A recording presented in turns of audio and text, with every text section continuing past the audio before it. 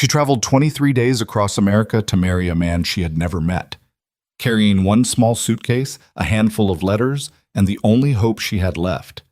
But the moment Thomas Caldwell saw Amelia Rose Bennett standing in the snow, he tore their marriage contract apart right in front of her. She couldn't have children, and to him, that meant she was worth nothing. Abandoned in the brutal Wyoming winter with no money and no way home, she could have collapsed. She could have begged. Instead, she made a decision that would change everything. For him, for his children, and for herself. This is the story of a woman who arrived as an unwanted bride and became the one person an entire family couldn't survive without. If this story moves you, hit like and subscribe so you never miss what comes next. And drop a comment telling us what city or country you're watching from. Let's see how far this story can travel.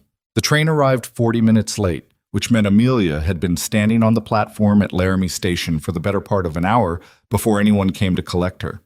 She had not expected a brass band. She had not expected roses or a crowd of well-wishers or even a particularly warm greeting. She was a practical woman, had been one since the age of 14 when her mother died and left her to run the household for a father who drank more than he worked. Practicality was the armor she'd built around herself, one careful decision at a time. So she stood with her small brown suitcase at her feet and her coat buttoned to the throat and told herself that 40 minutes was nothing, that cold was nothing, that the hollow feeling spreading through her chest was just hunger and exhaustion from 3 weeks of hard travel, not the particular dread of a woman who had begun to wonder if she'd made a terrible mistake. Wyoming in December was not like anything she'd been told. Back in Philadelphia, people had described the frontier West as vast and open and somehow romantic. The kind of place where a person could remake themselves, start clean, breathe air that hadn't been fouled by factory smoke, and too many people living too close together. What those people had not mentioned was the wind. It came off the plains like something with a grudge, cutting through wool coats and leather gloves, and any romantic notions a woman might have carried with her across the country. The sky above the station was the flat gray of old pewter, and the snow on the ground was not the soft, pretty kind from picture books. It was packed hard and dirty at the edges of the platform, and it crunched under her boots in a way that sounded like breaking. She had $8.40 in her coat pocket. She had a small tin of dried lavender that her friend Margaret had pressed into her hands on the platform in Philadelphia, crying in a way that Amelia had not allowed herself to. She had Thomas Caldwell's letters, folded and refolded until the creases were soft as cloth, tied together with a piece of kitchen string. She had the memory of what those letters had promised: a good home, 3 children who need a mother's hand, work that is hard but honest. I am not a man who writes pretty words easily, Miss Bennett, so I will simply say this: I will provide for you, and I expect you to provide what this family needs in return. If that arrangement suits you, write back and say so. She had written back and said so. That had been 8 months ago, and in the months between, the letters had grown, not warmer exactly, but more specific. He'd told her about the ranch, about the way the mountains looked at sunset in the summer, about his son Henry's cough that wouldn't quite clear, and his oldest daughter Charlotte, who had taken on too much responsibility for a girl of 15, and little Rose, who was 7 and still sometimes woke up crying for a mother who had been dead for 2 years. He had not told her he was handsome. She had not asked. She had told him almost everything else.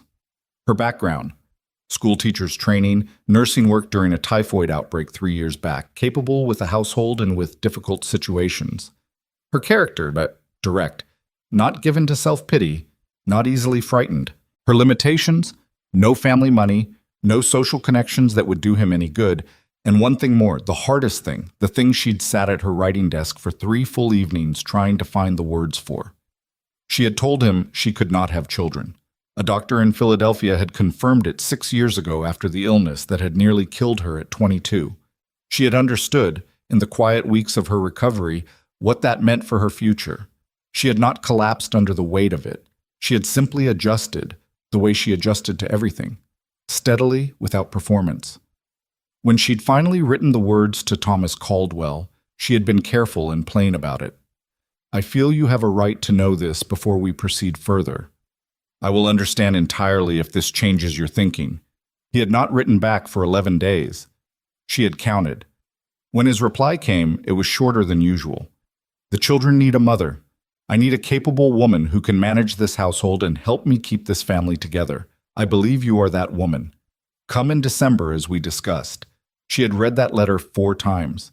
She had told herself it was enough. Standing now on the Laramie platform with the wind pulling at her hair and her feet going numb inside her boots, she was still telling herself that. The man who came for her was not Thomas Caldwell. He was younger, mid-20s, with a wool scarf wrapped twice around his neck and the kind of permanent squint that came from years of working outdoors. He introduced himself as Pete Dawson, one of the ranch hands, and he said Mr. Caldwell had sent him because there was work that needed doing before the weather turned worse. He sent his apologies, Pete said, which didn't sound like something Thomas Caldwell's letters would have him saying. Of course, Amelia said. How far is the ranch? Little over an hour by wagon. Roads aren't great right now. They weren't great was an understatement. The road out of Laramie wound up into hill country that the snow had made treacherous, and the wagon slid twice on patches of ice that Pete navigated with a kind of grim, practiced calm. Amelia held the side rail and did not make noise about it. She watched the landscape instead, the way the trees thinned and then disappeared, the way the valley opened up below them, the distant gray smear of the mountains. It was beautiful in the way that dangerous things sometimes were. The Caldwell Ranch appeared at the end of a long drive flanked by bare cottonwood trees. It was larger than she'd imagined, a main house of 2 stories, dark timber and stone, with several outbuildings visible behind it and a barn that dwarfed everything else. Smoke came from 2 chimneys, yellow light in the downstairs windows. A home. That was what she thought, looking at it. Whatever else, it looked like a home. Thomas Caldwell was standing on the porch when the wagon came to a stop in the yard. He was taller than she'd expected, broad through the shoulders, maybe 40, with dark hair going gray at the temples, and a face that had been weathered by outdoor work into something angular and hard. He was not smiling. He watched her climb down from the wagon with an expression she couldn't quite read. She crossed the yard toward him with her suitcase in her hand, the snow crunching under her feet, and she looked him directly in the eye the way she always looked at people, without apology, without flinching. Mr. Caldwell, she said, I'm Amelia Bennett. I know who you are, he said. Something in his voice stopped her. Not rudeness exactly. Something more careful than that. Restrained, like a man who is keeping himself very still. Come inside, he said. We need to talk. The front room of the house was large and plainly furnished. A stone fireplace with a good blaze going, wooden chairs, a table that had seen years of hard use. There were no decorative touches, nothing that spoke of a woman's hand in the arrangement of things. It looked like a house that had been maintained rather than lived in.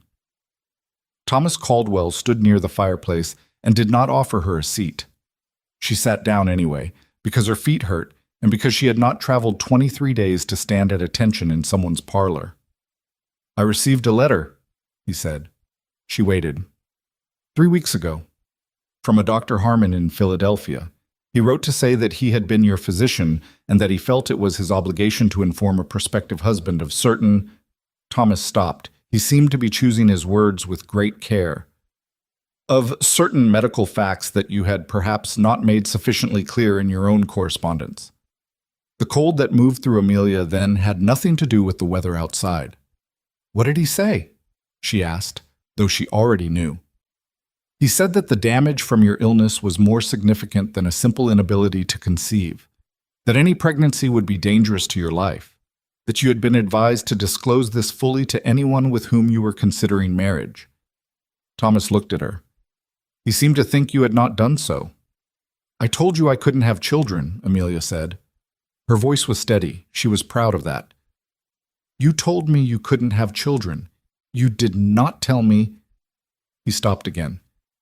That it would kill me if I tried, she finished. The fire popped. Outside, the wind moved against the side of the house. I have 3 children, Thomas said. And I had thought perhaps in time, another... I understand. I don't think you do. He reached into his coat and took out a folded paper. She recognized it from across the room, had been looking at its twin for months. The marriage contract that a lawyer and Laramie had drawn up, signed by both of them, witnessed and sealed. He set it on the table between them. "I can't honor this," he said. She looked at the paper. She looked at him. "You waited until I'd traveled for 3 weeks to tell me this." "I received the letter 3 weeks ago. By the time it arrived, you were already on your way. You could have wired the station in Chicago." Something moved across his face. Not shame exactly, closer to discomfort. "I thought it better to speak in person." She almost laughed. She pressed her lips together instead and looked at the fire. "I am not a cruel man, Miss Bennett.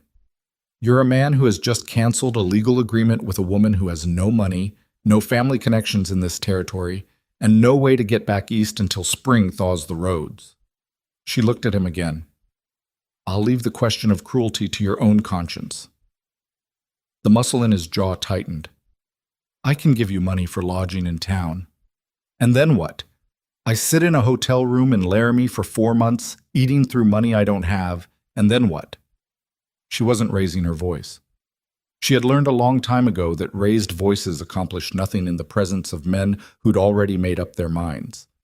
"I'm a practical woman, Mr. Caldwell. I told you that. So let's be practical. I'm here. The roads are closed. You have 3 children who, by your own accounting, need attention and teaching. I am a trained school teacher." She picked up the marriage contract from the table and folded it in half, then set it back down. "Hire me, as a teacher, temporary arrangement, through spring, when the roads open. I'll stay in whatever room you can spare, earn my keep, and when the thaw comes, we'll part ways and neither of us need think about it again." Thomas Caldwell stared at her for a long moment. "You're serious," he said. "I rarely say things I don't mean." He looked at the fire. He looked at the contract. He looked at her. And there was something in that look she couldn't name, a kind of reluctant appraisal, like a man calculating a sum he hadn't expected. "The children can be difficult," he said finally. "Most people are. Charlotte especially. She's grieving her mother and furious at the situation she's been put in. Yes, I gathered as much from your letters." Amelia stood up because the conversation was clearly over and she was tired of sitting in suspense. "If you'll show me to a room, I'd like to wash my face and sleep before I meet them. It's been a long journey." He showed her to a room on the 2nd floor. Small. A narrow bed, a washstand, a window that looked out over the back of the property toward the barn. It was cold enough that she could see her breath. She didn't complain. When he left and she heard his footsteps going back down the stairs, she sat on the edge of the bed and pressed her hands flat on her knees and let herself feel, for just a moment, what she had been holding back since the platform in Philadelphia. Not grief exactly. Not self-pity. She'd promised herself long ago she wouldn't waste time on that particular indulgence. It was something quieter and more complicated. The understanding that the life she had carefully imagined for herself was not going to happen, and that she was going to have to build something different out of whatever was left. She had done it before. She would do it again. She lay down on the narrow bed without taking off her coat and was asleep in 4 minutes. She met the children the next morning at breakfast. Charlotte was 15 and looked older, a girl who'd had to grow up in a hurry and knew it, with her mother's dark hair and her father's hard jaw and a way of looking at Amelia that made the assessment quite clear. "You are not welcome here, and I will not pretend otherwise." Henry was 11. He was the one Thomas had mentioned in his letters. The cough, the weak lungs, the way a hard winter hit him worse than it did other children. He was thin in a way that worried Amelia immediately, with shadows under his eyes, and a careful way of breathing that told her he'd learned to manage his air like a resource that might run out. He didn't say much at breakfast. He watched her. Rose was 7 and small for her age, and she had her mother's face. Thomas had a portrait on the wall of the staircase that told Amelia this immediately. Rose kept her eyes on her plate through most of breakfast, and when she did look up at Amelia, her expression was not hostile the way Charlotte's was. It was afraid. That was in some ways harder to deal with. Thomas sat at the head of the table and said almost nothing. He poured coffee and cut his food and left the weight of the introduction to Amelia, which she suspected was either a test or simple avoidance. She chose to ignore it and focus on the children. "I understand your father has told you I'll be staying through the winter," she said, keeping her voice matter-of-fact. I'm going to be your teacher while I'm here. We'll work mornings, and I'll need you to show me what you've already covered and what you haven't. I don't believe in starting over from scratch when there's already work done. Charlotte set down her fork. Our last teacher was Mr. Foley. He left after 2 months. Why did he leave? A slight hesitation. He found the conditions difficult. I see. Amelia picked up her coffee. I've nursed patients through typhoid. I've lived through a Philadelphia winter with coal prices what they were 2 years ago. I once talked a man down from a rooftop in a thunderstorm because he'd had too much to drink and thought he could fly. She looked at Charlotte. The conditions here are difficult. I expect I'll manage. Henry made a sound that might have been a laugh, quickly suppressed. Charlotte said nothing, but she picked up her fork.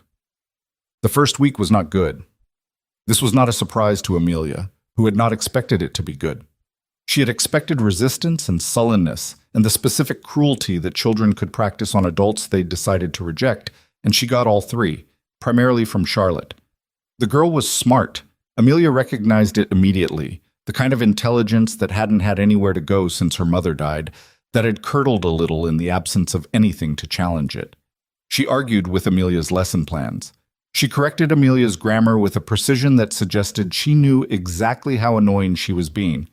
She told Henry not to ask questions that took up too much class time.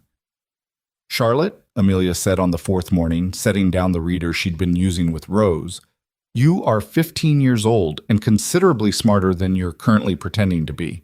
You can keep performing stupidity to annoy me, or you can decide to use the next 4 months productively. I'm not going to leave either way, so the question is really about how you'd like to spend the winter.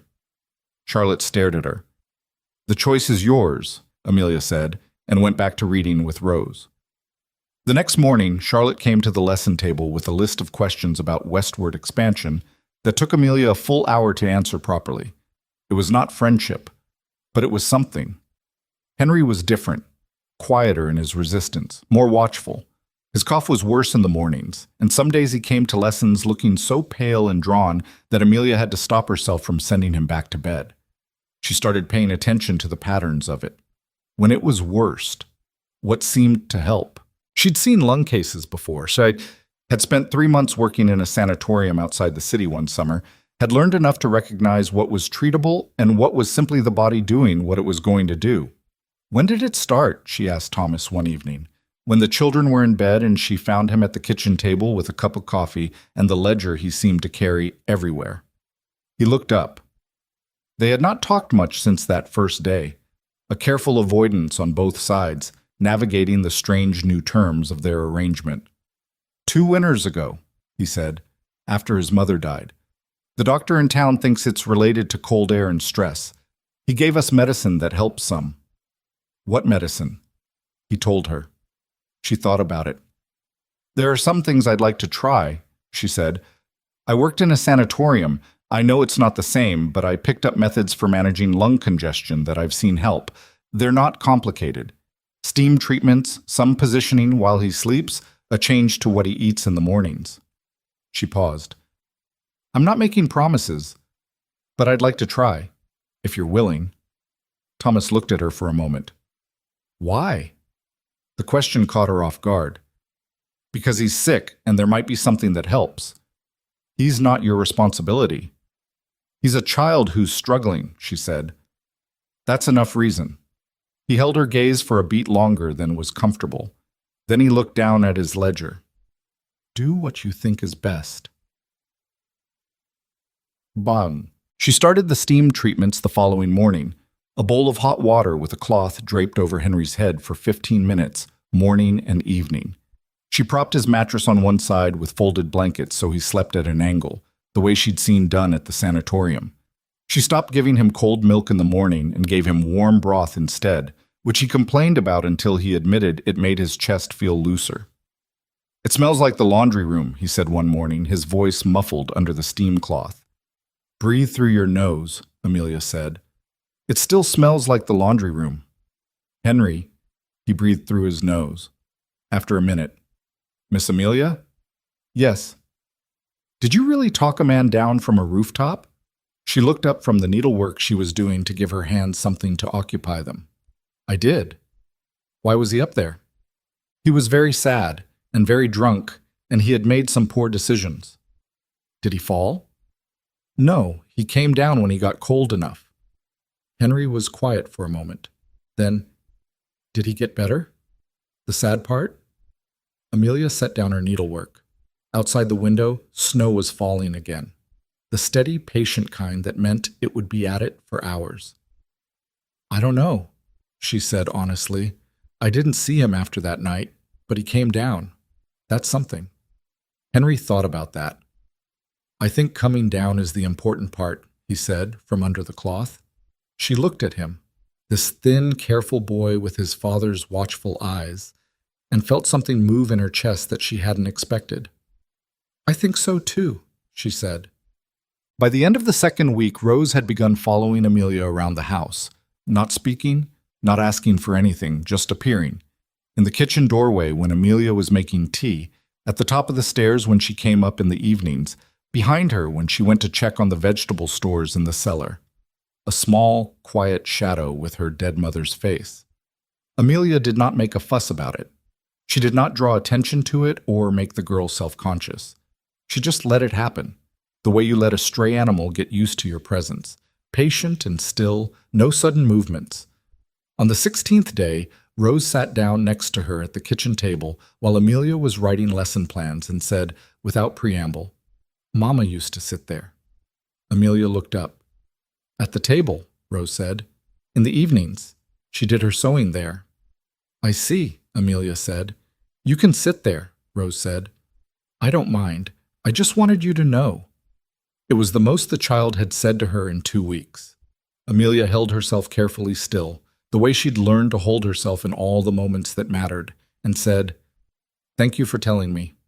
Rose nodded. She picked up one of the pencils from the table and began drawing something on a spare piece of paper. A house, it looked like, or the attempt at one. A small, lopsided shape with a door in the middle. Amelia went back to her lesson plans. They sat there together in the kitchen for an hour, and neither of them said anything else, and it was the closest thing to peace that Amelia had felt since she'd stepped off the train. Thomas saw the change before he had words for it. He came home from 3 days of work on the far fence line. Fence that Caldwell land shared with 3 other operations, the kind of maintenance that ate time and left a man's hands cracked and bleeding and his temper short, and found his house different in a way he couldn't immediately name.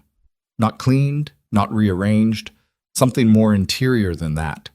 Henry was at the table doing arithmetic with a kind of focused calm that Thomas hadn't seen in months. Rose was asleep on the settee with a quilt pulled over her, breathing the easy breathing of a child who had not cried herself to sleep. Charlotte was, and this was what stopped him in the doorway, Charlotte was laughing, a real laugh, the unguarded kind, at something Amelia was saying from across the room. He stood in the doorway for a moment before anyone noticed him. Then Amelia looked up and saw him, and whatever she'd been saying died mid-sentence, and Charlotte's expression shifted back into something more guarded. The moment was over, but he had seen it. He went and washed and came back to the table and ate the supper that Amelia had apparently made, some kind of stew that was better than what Pete's wife usually left for him, and listened to Henry tell him about the steam treatments, which were actually helping, Pa. She says my lungs sound clearer, and I think they do. Thomas looked across the table at the woman he had rejected in his front room 3 weeks earlier and found that he had nothing useful to say. So he said, That's good, Henry, and ate his stew and didn't look at Amelia again for the rest of the meal. But he felt her there. That was the thing that unsettled him more than he wanted to admit. In a house that had felt like a place people moved through rather than lived in, he felt the presence of another person, the way you felt warmth from a fire, even when your back was turned to it. He told himself it didn't mean anything. He was not entirely convincing. It was Pete Dawson who told him about Colton Voss. Not that Thomas didn't know the name. Everyone in the valley knew Colton Voss. He was the largest landholder in the region, had built his operation through a combination of good land sense and methods that people talked about in careful voices when they were sure they weren't overheard. 3 homesteaders had sold to him in the past 2 years. Sold or been persuaded to sell, the distinction depending on who you asked. 2 of them had left the territory entirely. He was in town, Pete said, standing in the barn doorway with his hat in his hands, asking questions about the south pasture, about what kind of water rights come with it. Thomas didn't look up from the harness he was mending. He's always asking questions about someone's land. He was asking specific questions, Mr. Caldwell, about your operation specifically, and he was talking to Mercer at the bank. That made Thomas look up. Mercer was the man who held the note on the money Thomas had borrowed 3 years ago to rebuild after the fire that had taken the original barn and half a season's stored hay. It was manageable debt, had been manageable, until last winter had cost him a third of his cattle to cold and illness, and the price of beef had come down since spring. He was not in trouble. Not yet, but not yet was a smaller margin than it had been. What did Mercer say to him? Don't know, Pete said. But they talked for a while, longer than a man talks to a banker about nothing. Thomas set down the harness. Outside, the snow was coming down again, the third significant fall in 2 weeks. The mountains were buried, and the roads were worse, and the valley was sealed in on itself. And somewhere in town, Colton Voss was having conversations at the bank about Thomas Caldwell's land. He stood in the barn for a long moment, the cold settling around him, and thought about the south pasture with its good grass and reliable water, and the note at the bank, and the 3 children asleep in his house, and the woman he'd brought here under false pretenses who was somehow, against every expectation, making things work. Then he picked up the harness again and kept mending because there was nothing else to be done about any of it right now, and work was the only thing that had ever kept his hands from shaking when fear came for him. He would deal with Colton Voss when he had to. He always had before. What he didn't know yet, what he couldn't have known, standing in the cold barn with his hands bleeding at the knuckles, was that this time dealing with Colton Voss was going to require more than stubbornness and a willingness to outlast. This time, it was going to require the woman in his house, and she was going to surprise him in ways he wasn't anywhere close to ready for. The snow that fell through January came in layers, one storm settling before the next arrived, each adding its weight to the last until the drifts against the north side of the barn stood taller than Pete Dawson's head. The valley sealed itself in the way it did every winter, roads becoming suggestions under the white, the nearest town reduced to something theoretical. The Caldwell Ranch existed in its own closed world, and the people in it had no choice but to figure out how to exist together. Amelia had not expected to be good at that. She had spent most of her adult life being useful to people in structured ways, as a teacher, as a nurse's aide, as the competent woman you called on when something needed managing.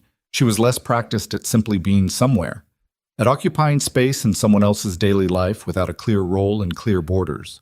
But the ranch didn't allow for that kind of distance. It was too small, and the winter was too long, and there were children who needed things that couldn't wait for her to figure out where she stood. So she stopped trying to figure it out and started just doing what needed doing. Henry's mornings were the first thing she organized around. The steam treatments had to happen before he did anything else, before lessons, before breakfast, before he went out to help Pete with the lighter barn chores that Thomas let him do on good days. She'd gotten the timing down to a routine that Henry had stopped complaining about, which she considered a significant victory. She'd also started keeping a small log of his symptoms, which mornings were worse, what the weather was doing, whether he'd slept well. After 3 weeks, patterns had started to emerge. Cold coming from the north hits him harder than cold from the west, she told Thomas one evening. She'd brought the log to show him because she thought he had a right to see it, and also because she'd noticed he was more receptive to information when it was presented plainly, without softening. And when he's been upset about something, even minor things, his chest tightens the next morning. The body keeps accounts. Thomas looked at the log. He had a way of reading things, still and intent, no expression giving away what he thought. You've been tracking this for 3 weeks. I started when I noticed the pattern. It seemed worth documenting. The doctor in town never suggested anything like this. The doctor in town sees him twice a year. I see him every day. She took the log back. I'm not criticizing the man. He works with what he has. I'm just saying more information is more useful. Thomas was quiet for a moment. The fire was burning low. She'd meant to add wood and had gotten distracted by the log, and in the dim light his face was harder to read than usual. What's the worst case? He asked. She'd known he would ask eventually. She'd been thinking about how to answer. If his lungs continue to weaken, he becomes susceptible to infections that healthy lungs would fight off. Pneumonia, primarily. That's the real danger with cases like his. Not the chronic condition itself, but what it leaves him open to. She paused. But his lungs are not continuing to weaken. They're holding, and I think they're improving slightly. The morning episodes are shorter than they were when I arrived. Thomas looked at the fire. He's not going to die this winter, Amelia said, because she could see that was what he was actually asking. Not if I have anything to say about it. He turned and looked at her. A direct look, the kind he rarely gave her, as if usually he was careful to keep his gaze slightly to the side. Why do you do this? He said. You don't have to. The arrangement was teaching. I could just do the minimum and stay in my room the rest of the time. She kept her voice even. I could, but I'd be bored to madness by February and your son would be sicker than he needs to be. She stood up and added 2 pieces of wood to the fire, because someone had to. I'm not doing it for you, Mr. Caldwell. I'm doing it because Henry is worth doing it for. She went upstairs before he could say anything else. She lay in the narrow bed and looked at the ceiling and told herself that was true, which it was, and told herself it was the whole truth, which it wasn't quite. Tent. Charlotte cracked in February, which was earlier than Amelia had expected. The girl had maintained her position with impressive stubbornness, civil but not warm, engaged in lessons, but careful never to show enthusiasm that might be interpreted as acceptance. She'd built a wall around herself, and she knew exactly what it was for. Amelia had respected it, had not pushed, had simply continued showing up every morning with lesson plans and a patience that was not passive but active. A deliberate choice, maintained daily. The crack came on a Tuesday morning when Charlotte brought her a composition she'd written, 6 pages on the Western migration patterns they'd been studying, and asked quietly, without looking up, if Amelia thought it was good. Amelia read it. It took her 15 minutes, and she read it carefully, and Charlotte sat across the table the whole time pretending to be occupied with something else while very clearly not being occupied with anything else. It's good, Amelia said. Charlotte's shoulders dropped half an inch. The argument in the 3rd section is muddled. You have 3 separate points trying to share one paragraph and they're fighting each other. Separate them, and each one gets stronger. She slid the composition back across the table. The ending is the best writing you've done. Don't touch the ending. Charlotte looked at her. You're not going to say it's wonderful and I should be proud? It's good work with one muddled section. You're clearly capable of better than good. Wonderful seems like a waste of your time and mine. Something shifted in the girl's face. Not a smile. Charlotte didn't smile easily, which Amelia understood because she had been exactly the same kind of 15-year-old. Something more like recognition. Mr. Foley always said everything was wonderful, Charlotte said. Mr. Foley left after 2 months. Charlotte almost smiled. She picked up the composition and went to fix the 3rd section. After that, things between them were different. Not easy. Charlotte was not a girl who did easy, but honest. She started asking real questions in lessons, the kind that pushed back on what Amelia said rather than simply absorbing it. She started coming to Amelia in the evenings with books she'd found in the house, volumes of history and natural science, and one battered anthology of American poetry that had belonged to her mother. She used to read to us from this, Charlotte said one evening, setting the anthology on the table between them. I can't read it. The ones she read. But the others are all right. Amelia looked at the book. She understood precisely what was being offered and what was being kept back. Show me which ones she read, she said, and I won't touch those. We'll work around them. Charlotte showed her. 7 poems, marked with small pencil notations in the margins. A woman's handwriting, neat and slanted. Amelia looked at them and then carefully turned past them to the others. They spent an hour with the poetry that Tuesday, and Amelia did not make it mean more than it was, and Charlotte did not have to pretend it didn't mean what it did. It was Rose who told her about Colton Voss first, which was not where Amelia had expected the information to come from. She had known something was wrong for a week before it. Thomas coming home with a closed expression that was different from his usual reserve, Pete and the other ranch hands talking in lower voices than normal when she came near. The particular silence of people keeping something from her that they had decided she didn't need to know. She might have let it alone. It was, technically, not her concern. But Rose said, on a Wednesday morning, while they were practicing her letters at the kitchen table, "Pa looks the way he looked when Mr. Voss came before." Amelia looked up from the primer. "When did Mr. Voss come before?" "Last winter. He came to the house and talked to Pa in the front room, and after he left, Pa broke a cup. By accident," Rose added, with the precision of a child who understood the distinction mattered. "He didn't throw it. He just knocked it off the shelf when he walked by and didn't pick it up for a really long time." "What did Mr. Voss want last winter?" Rose's brow furrowed. "The land, I think. He always wants the land. Charlie says he's been buying up everybody's land, and he won't stop until he has all of it." Amelia wrote nothing in the primer margin because it wasn't the primer she was thinking about. "Does your father talk to you about Mr. Voss?" "No, he doesn't want us to worry." Rose looked at her with her mother's serious eyes. "But we can tell anyway. When he's worried, his hands do this."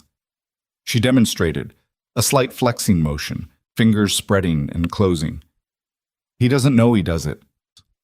That evening, Amelia found Thomas in the barn, which was where he went when he needed to be somewhere that required physical work to enter. "Tell me about Colton Voss," she said from the doorway. He didn't stop what he was doing, adjusting the bridle on the large roan that served as his working horse. "It's not your concern." "You have the same look you had when Mercer sent that letter about the loan terms." She stepped inside out of the wind. "I pay attention to people, Mr. Caldwell. It's a habit." He was quiet for a moment. Then, not looking at her, "He wants the south pasture, has for years. The water rights that come with it would give him control of the main irrigation channel for the whole valley floor. Every operation that depends on that water would effectively depend on him." "And he's been talking to your banker." Thomas glanced at her. "Pete told you?" "Pete told me Voss was at the bank. He didn't tell me the rest." She waited. "What's the rest?" He finished with the bridle. He stood with his hands on the horse's neck, not looking at her. 3 years ago, I took out a note to rebuild after the fire. The terms were standard, but Mercer sold the note 2 months ago. Sold it to a holding company that I've been trying to trace the ownership of. Every inquiry I make goes in circles." He finally turned. "I think Voss bought the note." The implication settled. If he owns the note, he controls the terms. If he can call it in before spring, I can't pay. Not in full. Not in the time he'd give me. His voice was flat. Not panicked. Thomas Caldwell was not a man who panicked, but stripped of the usual careful distance. "I'd have to sell land to cover it, and there's only one buyer in this valley right now." Amelia stood in this cold barn and thought through the shape of the problem the way she thought through everything. Not emotionally, not yet, but structurally first. The structure, then the feeling, then the plan. "Are there others he's done this to?" she asked. "Other landholders?" "2 that I know of, probably more. The Harker family sold last spring. Jim Harker told me afterward that it was the note. Same pattern, new buyer, impossible terms, no time to raise funds." He shook his head. He'd been ranching that land for 14 years. "Where is he now, Harker?" "Gone. Took what Voss paid and moved east." "But he's still alive. He could still testify to what happened." Thomas looked at her.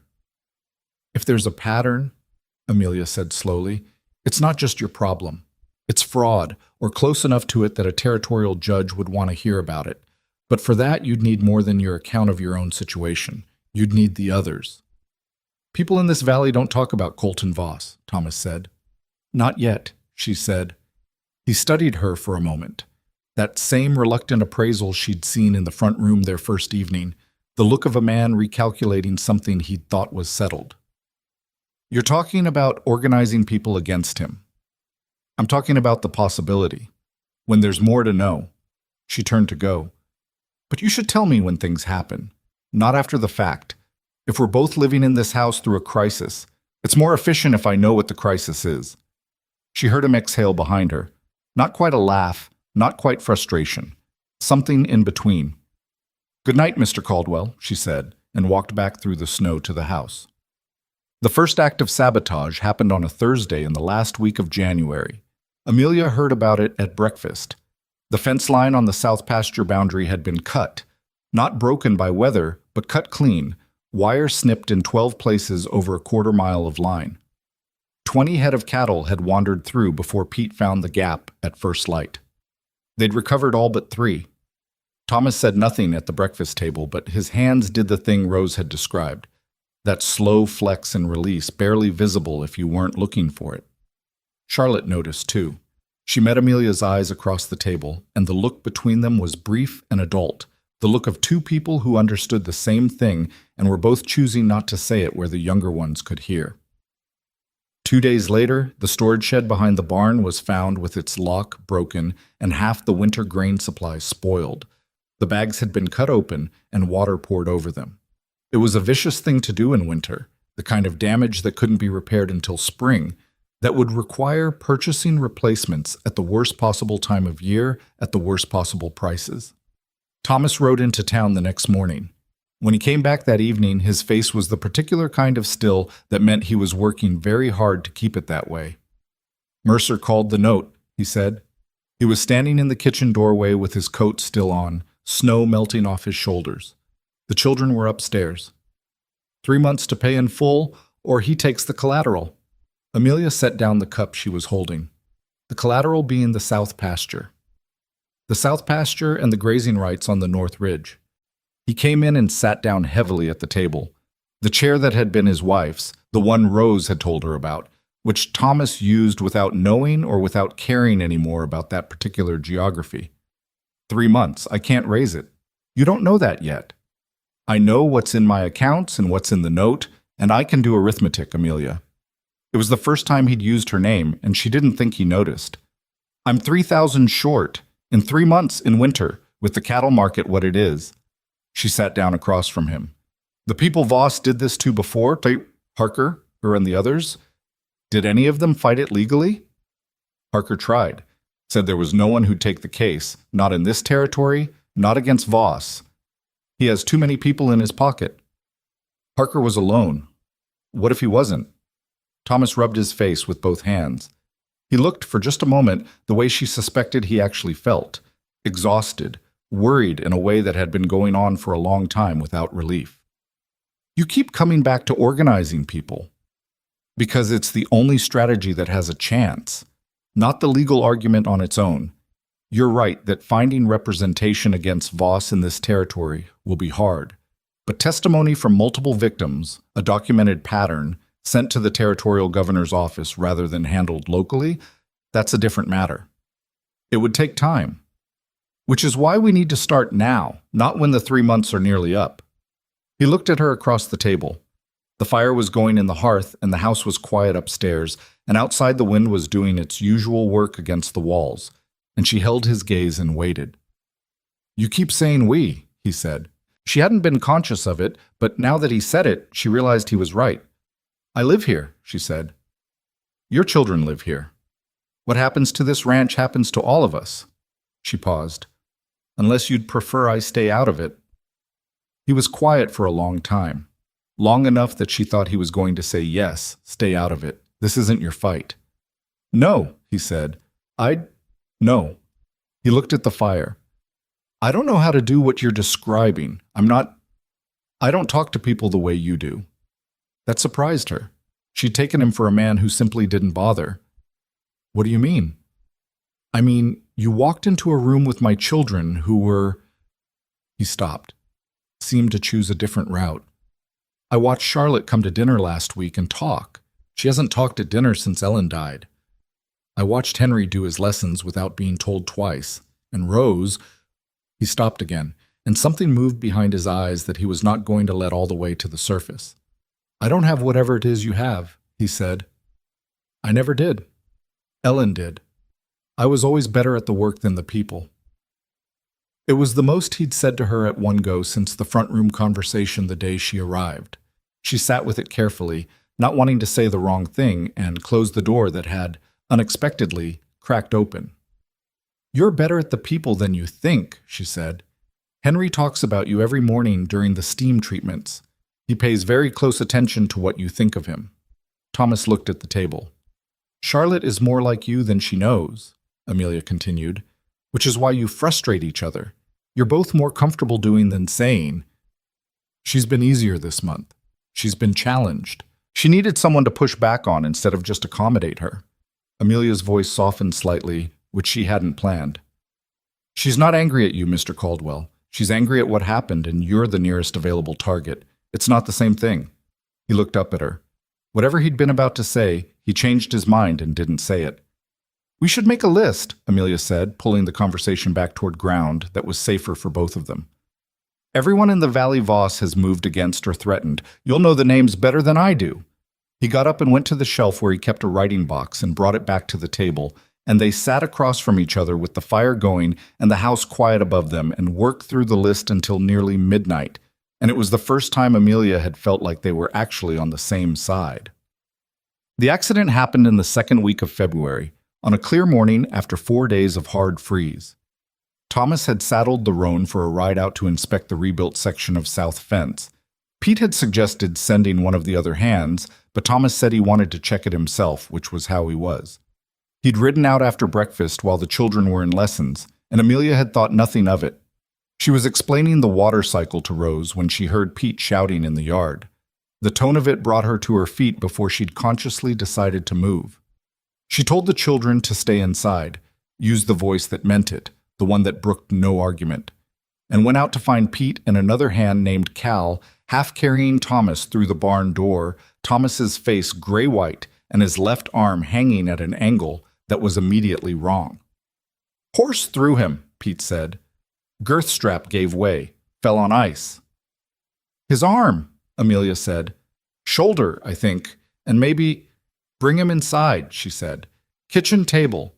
Cal, I need you to boil water and get me the clean cloths from the shelf above the washstand. The white ones, not the work rags. She had set broken bones before. Not many, and never alone, but she had assisted a doctor through 3 of them during her time at the sanatorium, and she knew what needed doing before someone better qualified could reach them. She did not let herself feel frightened. That was a choice. The same choice she made every time something needed handling. Fear later. Work now. Thomas bore it without making much noise, which she suspected cost him considerably.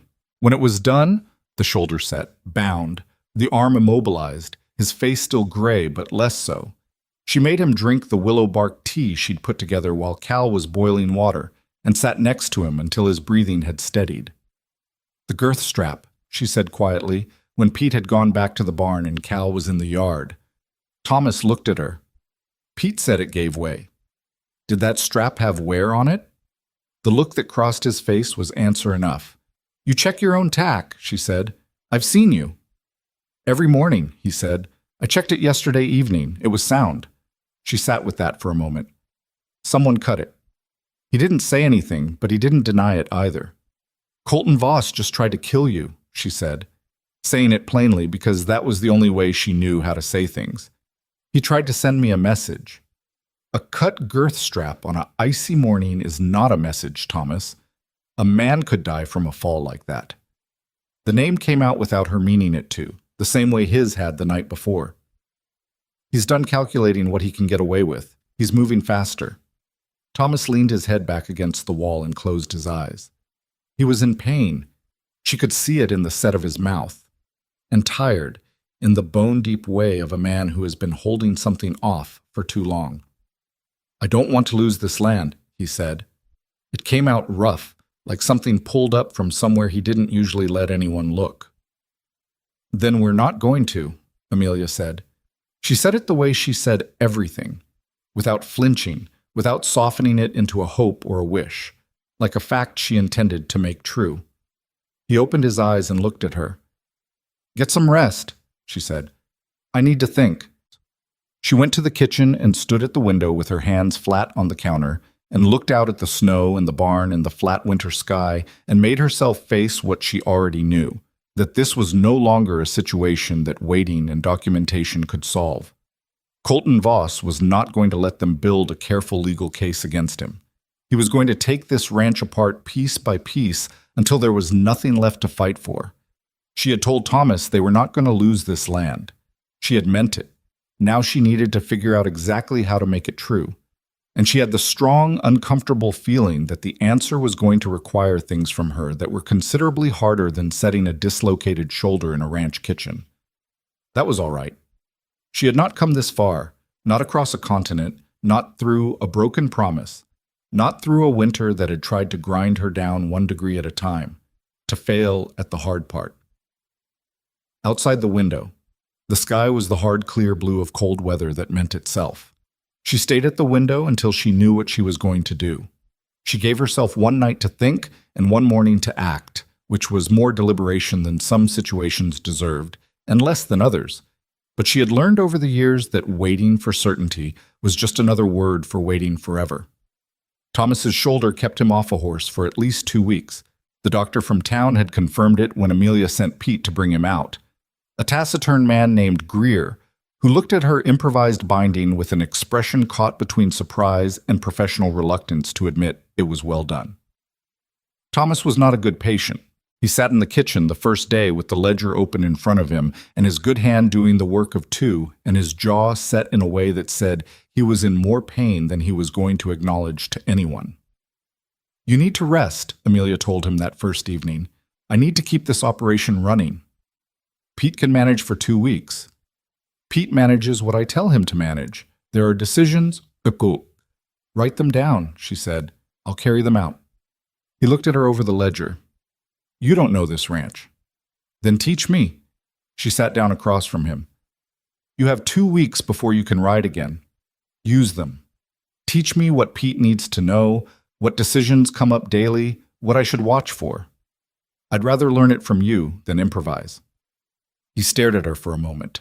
That weighing look she'd gotten used to, the one that seemed to be perpetually reassessing her against some internal measure she wasn't entirely sure she wanted to know the details of. Then he turned the ledger around and started explaining the operation. They worked through it over 3 evenings, the cattle numbers and their distribution across the pastures, the feed calculations and what the spoiled grain meant for the shortfall, the agreements with neighboring ranches for shared fence maintenance and water access, the schedule of payments due, and the delicate architecture of debt that Thomas had been managing for 3 years without telling anyone how precarious it sometimes was. He was a methodical man when he explained things. Clear, no excess words, no softening of the harder facts. She appreciated that. It was easy to take notes when someone said exactly what they meant. On the 4th morning, while he was eating breakfast one-handed with the focused irritation of a man who found dependency physically offensive, she told him what she was going to do. "I'm going into town," she said. "I want to talk to the people on our list." He set down his fork. "Alone. Pete has work here, and you can't ride." "Amelia." "I'm not asking permission." She said it without heat, just plainly. "I'm telling you my plan so you can tell me what I'm missing. That's different." He was quiet for a moment. "Voss has people in town, eyes. If you start talking to the Harkers or the Brimleys or anyone else he's moved against, he'll know about it within a day." "Good," she said. That surprised him. She could see it. "If he knows I'm talking to people, he'll be watching me, not the ranch," she said. "It buys Pete time to reinforce what needs reinforcing without interference." She poured herself coffee. "And it tells me something about Voss, how fast he moves when he feels threatened, and through which channels." Thomas looked at her for a long moment. "You're using yourself as bait." "I'm using myself as a visible target, which is not quite the same thing. I intend to be very careful." "That's not comforting." "It's not meant to be comforting. It's meant to be accurate." She picked up her coat from the hook by the door. "Is there anything I'm missing?" He sat back. She could see him running through it, the map of the valley and its players, the angles she might not have considered. It was one of the things she'd come to understand about him in these weeks, that the stillness wasn't emptiness. There was a great deal happening behind that controlled exterior, and most of it was more considered than it looked. "Margaret Brimley," he said finally. "Her husband sold to Voss last spring, Gerald Brimley. She didn't want to sell. Gerald made the call, and she's never forgiven him for it. She has opinions about Colton Voss that she's been keeping to herself because Gerald asked her to. If Gerald's gone and she's on her own now, she might be willing to talk." "Where is she?" "Boarding house on the east side of town. She stayed when Gerald left, kept on at the dress shop." Amelia noted it. Who else? Old Walt Creedy. He runs the feed store, has for 30 years. Voss has tried to buy him out twice. Walt's refused both times. He's not afraid of the man, which makes him unusual. He also hears everything that passes through that store. If anyone knows the pattern of what Voss has done and can speak to it, it's Walt. Anyone I should avoid? Mercer, obviously, and a man named Doyle, who works the livery. He's Voss's in town. Everyone knows it, but no one says it. She put the information away in the orderly mental file she kept of things that mattered. I'll be back before supper. Amelia. He said her name the way he'd started saying it. Not casually, but deliberately, like a word he'd decided to mean. Be careful, I mean that without qualifications. She looked at him.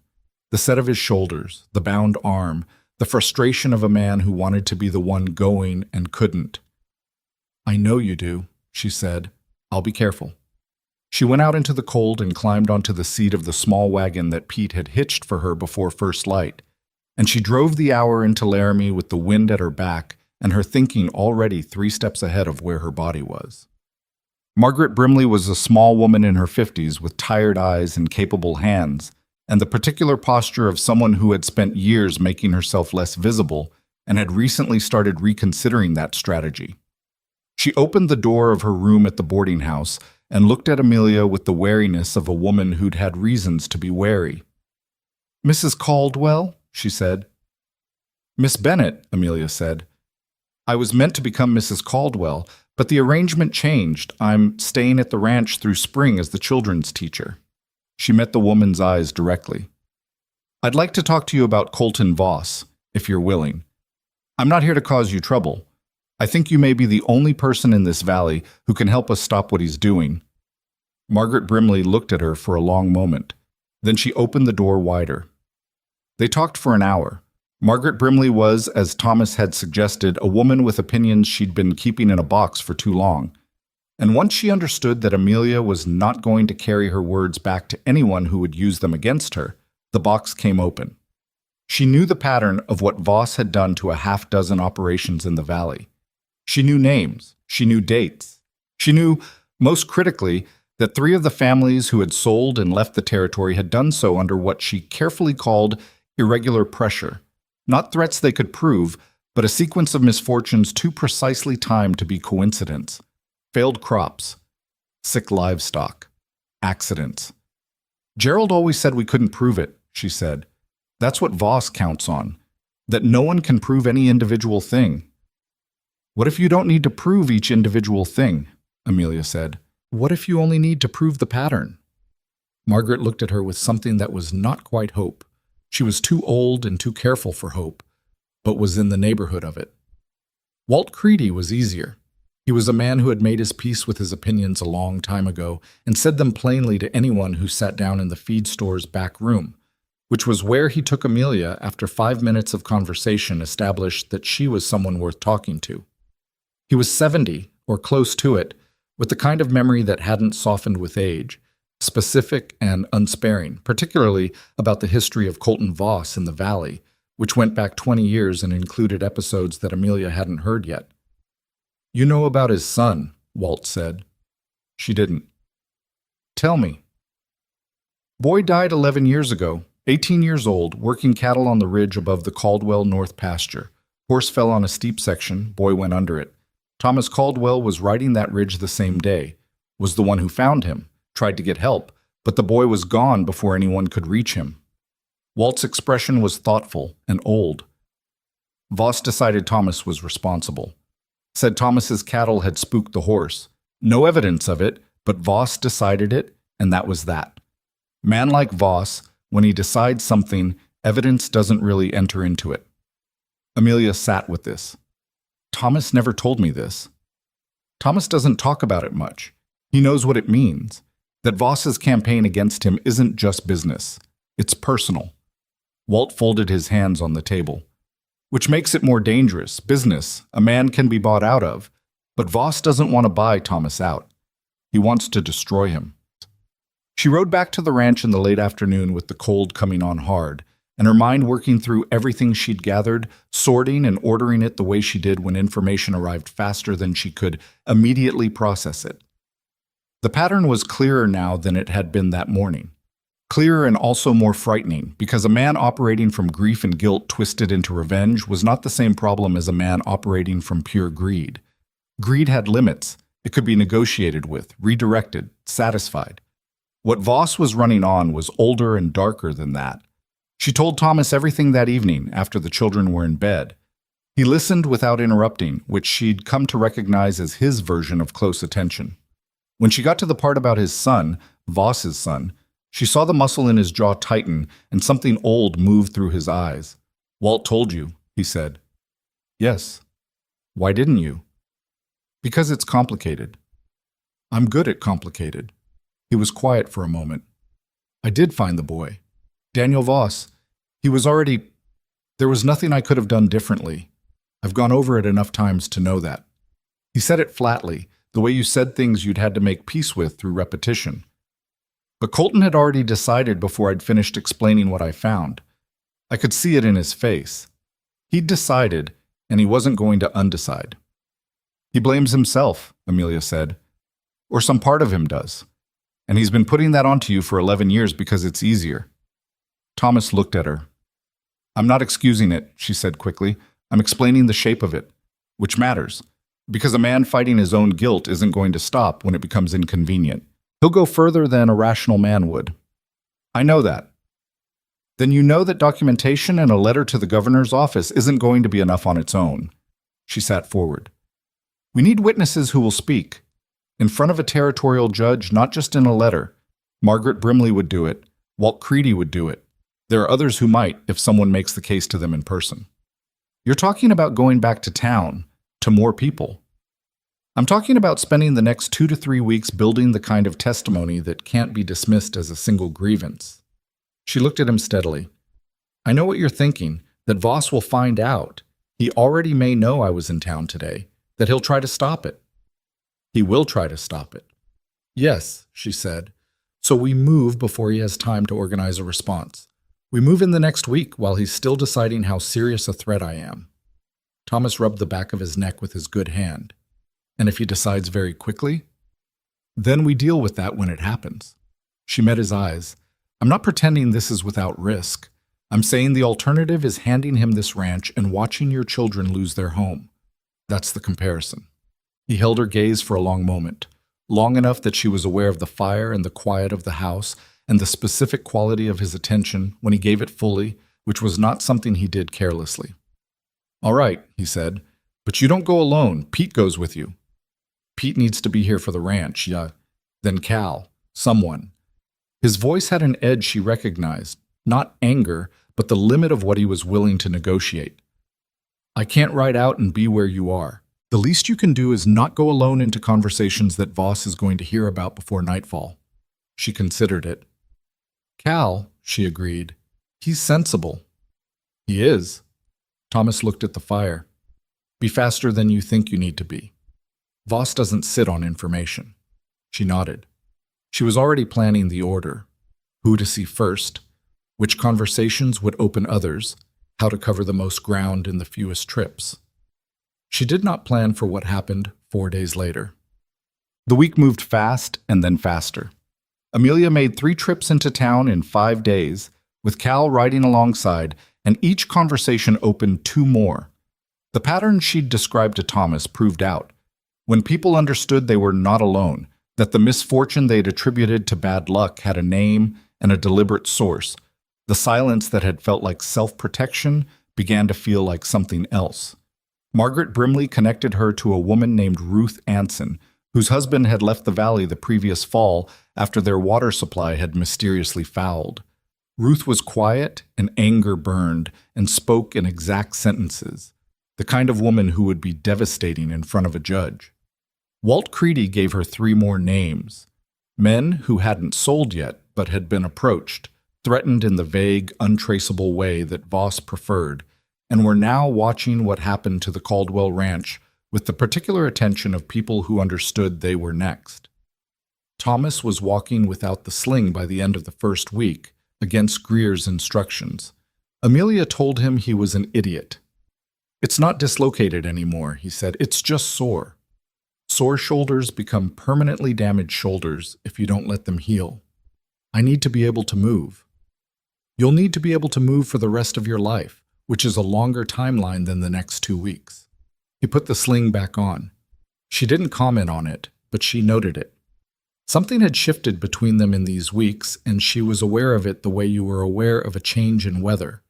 Not seeing the thing itself, but feeling the pressure change. He talked to her differently. Not more. Thomas was never going to be a man who filled silence with words, but with less of the careful distance that had characterized their first weeks. He asked her opinion on things before making decisions.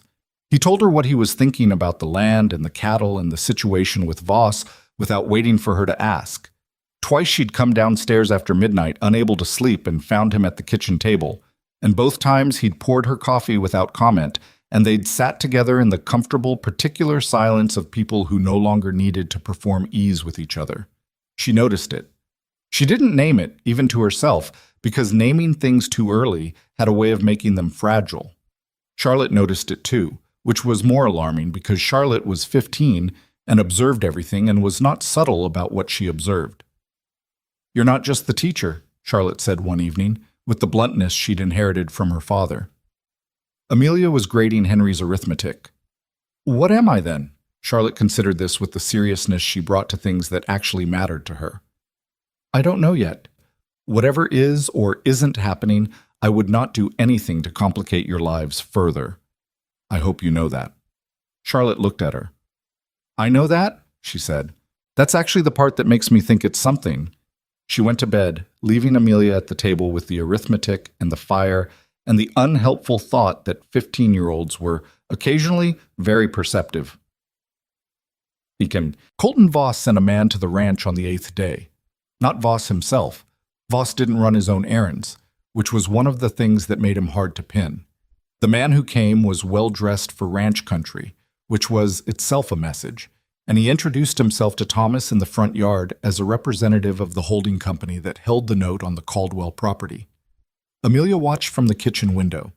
She couldn't hear the conversation, but she could read the shape of it. Thomas standing still, the sling making his posture asymmetrical.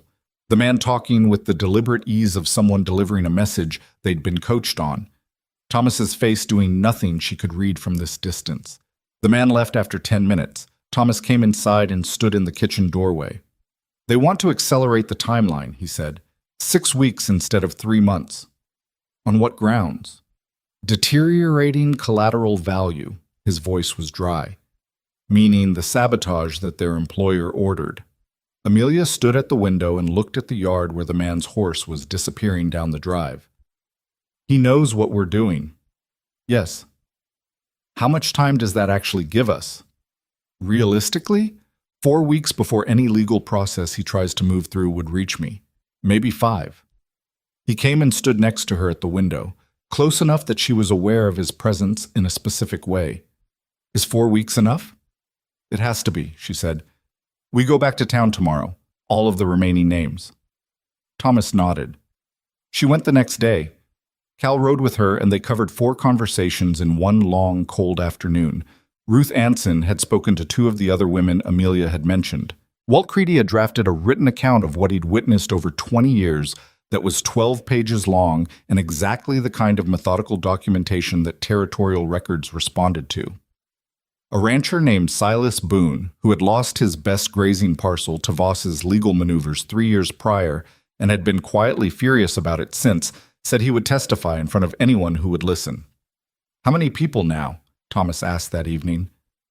7, willing to go on record. 4 more who won't yet, but whose accounts I have in notes they may sign later. She spread the papers on the kitchen table. "It's enough to send to the territorial governor's office. With Walt's document and the pattern clearly laid out, this is not one person's complaint. This is a documented course of conduct." Thomas looked at the papers. Then he looked at her. "You did this in 8 days." "We did this," she said. "You gave me the names. You knew these people." "Knowing people and getting them to talk are different things." "Yes," she agreed, "they are." She started sorting the papers into order, the order that told the clearest story, the sequence that would make the pattern undeniable to someone reading it cold. She was aware of Thomas watching her, and she kept her attention on the papers. Amelia. The way he said it had changed again, something different in the register of it. She looked up. He was looking at her with an expression she hadn't seen from him before. Not the careful assessment, not the controlled exterior holding something back, but something more direct than that. Unguarded in a way that surprised her, coming from him. I need you to know, he started, and then stopped. And the stopping was very Thomas, a man who found the words only after he'd already arrived at the thing he meant. You don't need to, she started. I treated you badly when you arrived, he said. That first day. What I said and how I said it. I've wanted to say that for a while, and I keep not saying it, and I'm saying it now. The fire, the papers, the house quiet around them. You were in a difficult situation, she said. You felt deceived. I was not deceived, he said. You told me clearly. I chose not to think about what it meant, and then when it confronted me, I handled it as if the failure were yours. He held her gaze. It wasn't. She didn't know what to do with this. Thomas Caldwell, standing in his kitchen at 10 o'clock at night, offering her something she hadn't asked for and hadn't expected, and found she needed considerably more than she'd known. She looked back at the papers. Thank you, she said, which was not enough, and they both knew it, and neither of them pushed past it. Get some sleep, he said. Tomorrow's going to be hard. He didn't know yet how right he was. She left for town the next morning with Cal and the package of documents carefully wrapped in oilcloth against the weather. The plan was to leave the package with Walt Creedy, who would hold it until the circuit rider who passed through monthly could take it to the territorial capital. Walt was also expecting a visiting lawyer from Cheyenne that week, a man named Foster, who had agreed through a letter Amelia had dictated to Walt to send, to hear the case before it went formally anywhere. The road into town was clear enough, the weather holding. She went over the order of the conversations in her mind, the same way she'd gone over it all the previous night. Walt first, then Foster, if he'd arrived. Then a final check with Margaret Brimley, who had said she had one more name to add. She didn't hear them until the wagon was 2 miles out of town, on the section of road that ran through the narrow cut between the ridge and the creek bed, a place with no line of sight to anything. No farms near enough to matter. There were 3 of them, men on horseback, faces covered against the cold in a way that was convenient for more than warmth. They came out of the tree line on the east side of the road, and Cal pulled the wagon to a stop, and Amelia felt the specific cold of understanding arrive before anything had been said. You'll want to step down, one of them said. Cal moved, and she put her hand on his arm. Don't, she said quietly. Then to the man who'd spoken, What do you want? Mr. Voss would like you to consider staying home, the man said. He had the flat voice of someone saying someone else's words. The people you've been visiting in town would also benefit from your absence. And if I don't stay home? He looked at her for a moment. It's a long winter, he said. Things get lost in winter. They took the oilcloth package. She'd been expecting that. They also took Cal's horse, a petty cruelty, making them walk, and left them on the road. What they didn't take, because they didn't know to look, was the copy. She had made a copy of every document. It was in the lining of her coat, sewn in that morning, because she had been raised by a man who made poor decisions and learned early that important things should have more than one version. They walked the 2 miles into town. Cal was furious and quiet about it. Amelia was not furious. She was something colder than furious, something that had her thinking very clearly about what had just happened and what it meant. Voss had moved against her directly. That meant he was frightened. Frightened men made mistakes. By the time they reached Walt Creedy's feed store, she had already decided what the next step was. Walt's face when he saw them told her Cal had looked as bad as she suspected, and he started asking questions, and she answered them briefly because there wasn't time for the longer version. The documents, Walt said. He has the copies, she said. I have the originals. She opened her coat and pulled out the folded oilcloth packet from the sewn-in pocket. Is Foster here?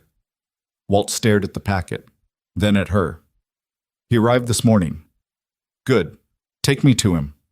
Foster was 40, competent looking, with the particular alertness of a lawyer who'd been told only enough to be curious.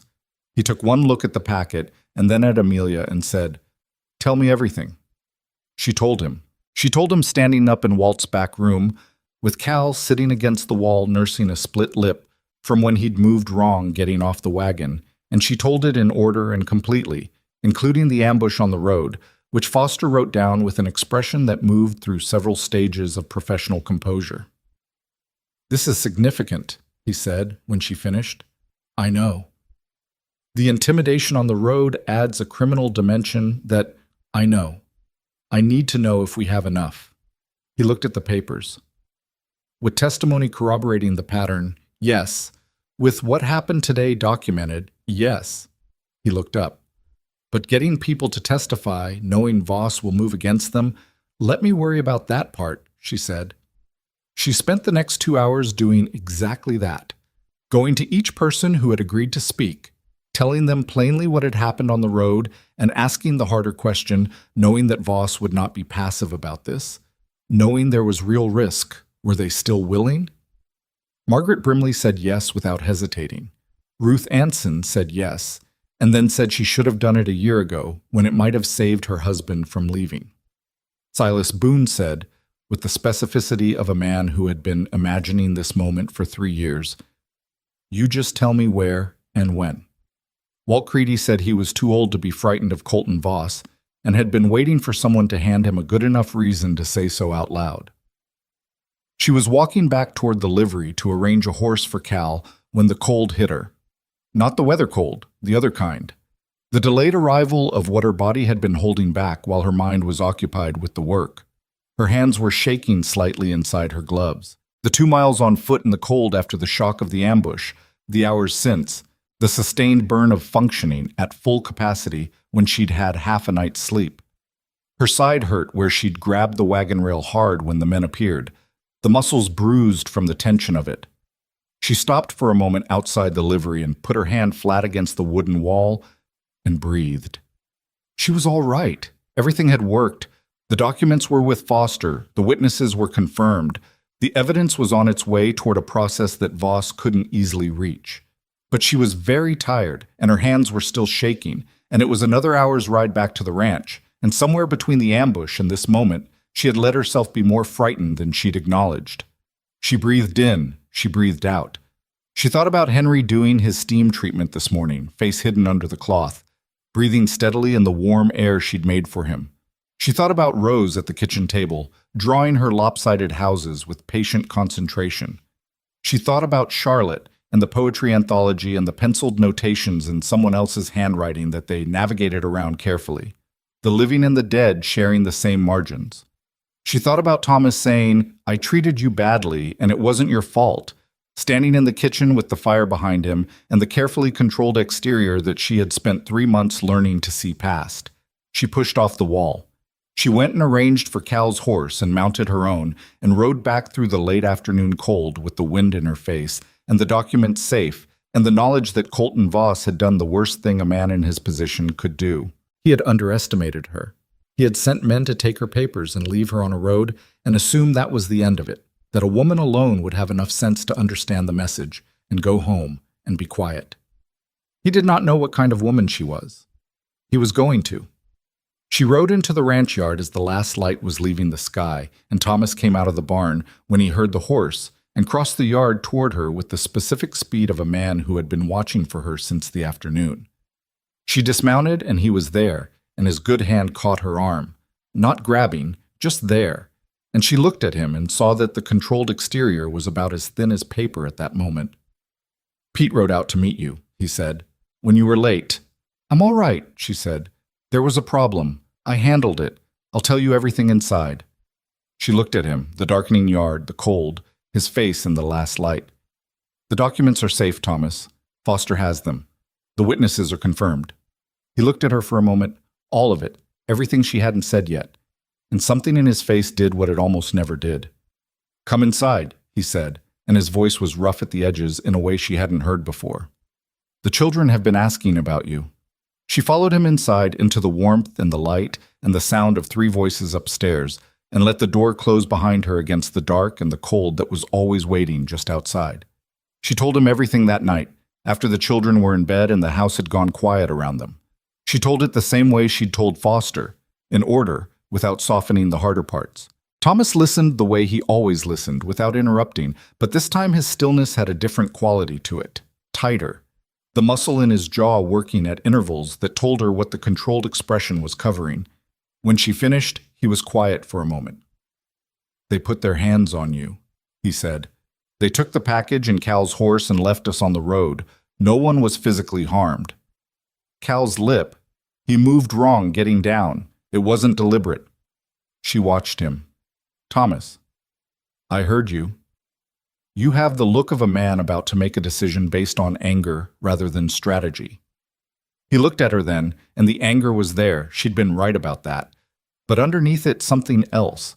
Something that had nothing to do with strategy and everything to do with the specific fear of a person who had been sitting at home, imagining what might have been happening on a road 2 miles outside of town. "I should have been there," he said. "Your shoulder wasn't healed enough for you to ride." "That's not—" He stopped, started again. "If something had happened to you out there, but it didn't." She kept her voice steady, not because she didn't understand what he was saying, but because she needed him thinking clearly, and this was the fastest route. "And the reason it didn't is because I was careful and I'd made the copy and I'd spent enough time thinking about what Voss would do that I wasn't completely surprised when he did it." She leaned forward slightly. "What he showed us today is important. He moved against me personally, which means he's more worried about us than he's letting on. A man who was confident he was winning doesn't send men to take papers from a woman on a road. He waits." Thomas's jaw was still tight, but she could see him pulling it back, the anger retreating behind the more useful thing. "What does Foster say about timeline?" he asked. "He'll have an initial submission to the governor's office within 2 weeks. He said the criminal dimension, the ambush documented, changes what kind of attention this gets. It's not just a land dispute anymore." She sat back. "But Voss will know that too. And he has 6 weeks before the note comes due, by his own accelerated terms. He'll try to move faster than Foster." "Which means the next weeks are the most dangerous." "Yes." He nodded, slowly. "We tell Pete. Full picture. He needs to know what to watch for on the property." "Agreed. And the children? The children stay inside, close to the house." His voice on that was absolute, the voice of a man with no negotiating room. "Charlotte will argue." "Let me talk to Charlotte," Amelia said. "She'll take it better from me right now." He looked at her. That look again, the one she'd stopped knowing what to do with, and said nothing, which was sometimes Thomas's way of saying the most. She went to bed that night and lay in the narrow room looking at the ceiling and listening to the house settle around her in the cold, and she thought about the road and the 3 men on horseback, and the moment before they'd emerged from the tree line when she'd known something was wrong and hadn't yet known what. The fear she'd pushed down during it came back now in the safety of the dark, the way fear always waited for the appropriate moment. Her hands had been steadier on the road than they were now, lying in bed with everything resolved. That was the thing about being capable in a crisis. You paid for it later, in the small hours when there was nothing left to manage. She pressed her hands flat on the blanket and breathed until they stopped shaking. She was still here. The documents were safe. The witnesses were holding. She slept. Then, Charlotte took the news the way Amelia had expected. Not with the childish protest Thomas had anticipated, but with a 15-year-old's fury at being protected from something she felt old enough to face. They had the conversation in the kitchen the next morning while Thomas was out with Pete, and Amelia let her be angry for a few minutes, because it deserved that much. "I know what's happening," Charlotte said. "I've known for weeks. Pa thinks I don't, but I do." "I know you do," Amelia said. "I've never thought you didn't." "Then why?" "Because knowing something and being exposed to it are different things. Your father's not trying to treat you like a child. He's trying to make sure that if Voss's men come onto this property looking for leverage, they don't find it in the form of his 15-year-old daughter outside the fence line alone." She let that sit. That's not about what you're capable of. It's about what Voss is capable of. Charlotte was quiet. I need you to help me with Henry and Rose, Amelia said. Keeping them calm, keeping lessons going, that's not a small thing. If this house falls apart internally while we're fighting externally, we lose on both fronts. The girl looked at her. You're giving me a real job. I'm giving you the job I trust you with most. Those are the same thing. Charlotte turned to the window. Outside, the yard was still and white and February cold. Is it going to be all right? It was the first time Charlotte had asked her something like that. Had asked, rather than observed or concluded. The question of a girl, not the performance of someone older. I don't know yet, Amelia said honestly. But we have more going for us than we had 2 weeks ago. I'm not saying that to make you feel better.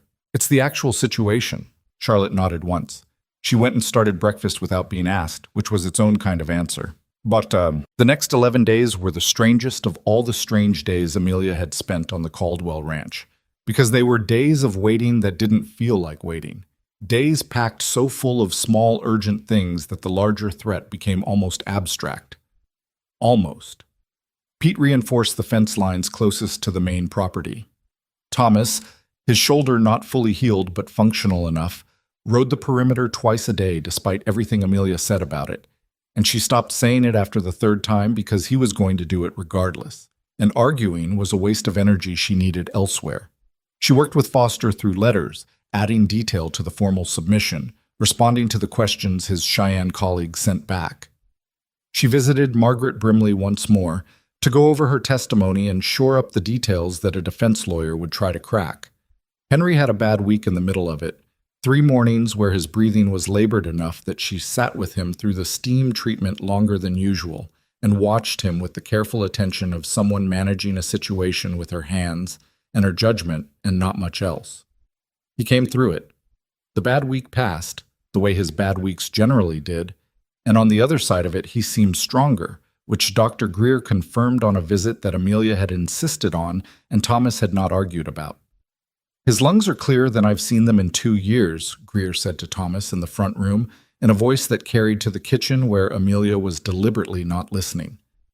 She's been treating him, Thomas said. A pause. What has she been doing? Thomas told him. Another pause. Longer. Yes, actually. The positioning, especially. Greer's voice had shifted slightly, the professional reluctance she'd heard on the first visit modulating into something more genuine. I'd like to speak with her. She came out of the kitchen. They talked for half an hour.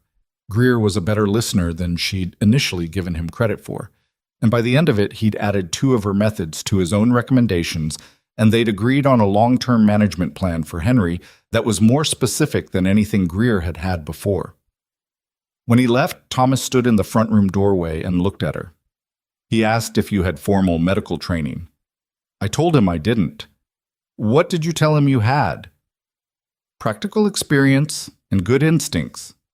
She picked up the reader she'd left on the table. He seemed to find that sufficient. Thomas almost smiled. She'd seen that happen more in the last 2 weeks than in all the previous months combined. This slight softening at the corner of his mouth that wasn't quite a smile but was moving in that direction. It did things to her concentration that she found professionally inconvenient. Foster's letter arrived on a Thursday, brought out by a writer he'd hired specifically for the purpose, which told her something about how seriously he was taking the urgency. She read it at the kitchen table with Thomas standing beside her, close enough that she was aware of the warmth of him. The initial submission had reached the governor's office. More significantly, it had reached a territorial judge named Aldis, who had, according to Foster, been looking for grounds to examine Colton Voss's land acquisitions for over a year. Aldis had apparently received 2 prior complaints that had dissolved before they could be substantiated.